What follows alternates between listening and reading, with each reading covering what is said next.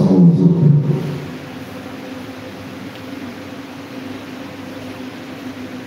Ceci étant, nous allons aborder un peu les tests de ce jour que l'Église nous donne de l'éviter en ce 14e dimanche du temps ordinaire.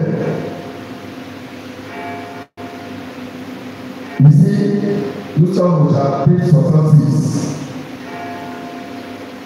Et normalement, on divise le livre d'Isaïe en trois.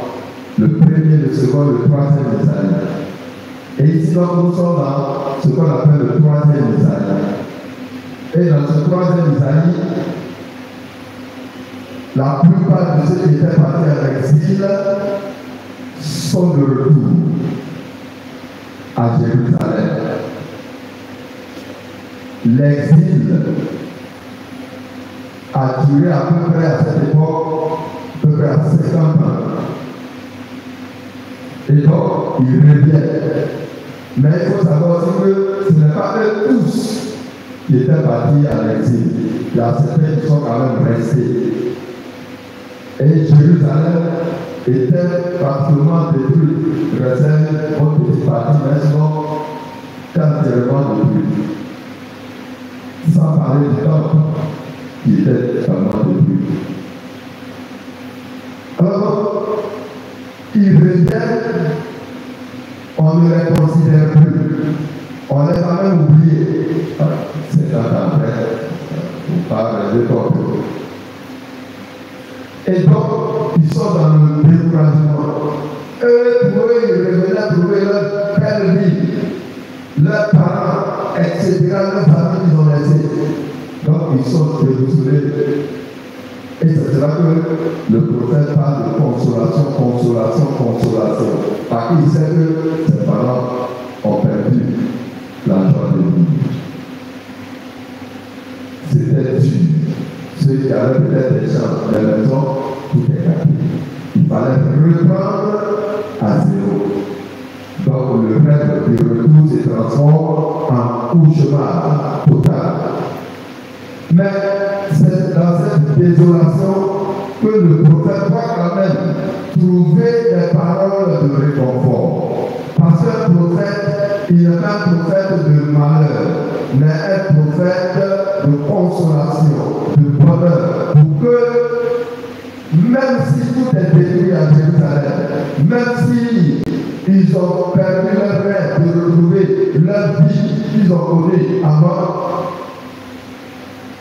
ils doivent savoir que Dieu est quand même présent. Et quand Dieu est présent, rien n'est impossible. Quand Dieu est présent, on peut toujours repartir.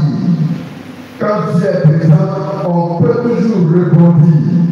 Et donc c'est le rôle que joue le troisième Isaïe auprès de ce peuple découragé, déçu. En même temps, c'est aussi le cas de chacun d'entre nous. Il peut arriver dans notre vie des choses qu'on ne comprend pas. Il peut arriver dans notre vie que nous sommes dégoûtés de la vie. Il peut arriver dans notre vie que nous perdions courage. L'espérance que nous avons peut disparaître. Alors, comme le troisième Isaïe, laissez-vous consoler et guider par le Seigneur. C'est ça qui est important. Le matériel peut être détruit. Le bonheur qu'on avait peut s'évaporer.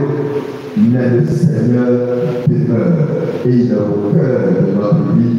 Et seuls les yeux de la foi nous permettent de voir sa présence, de connaître son action malgré la désolation.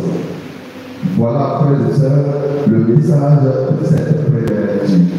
Donc, laisse-toi rejoindre par la voix de ce troisième Isaïe qui console le peuple d'Israël, qui essaye de reconstruire la foi du peuple d'Israël parce que leur ville est détruite, le temple est détruit.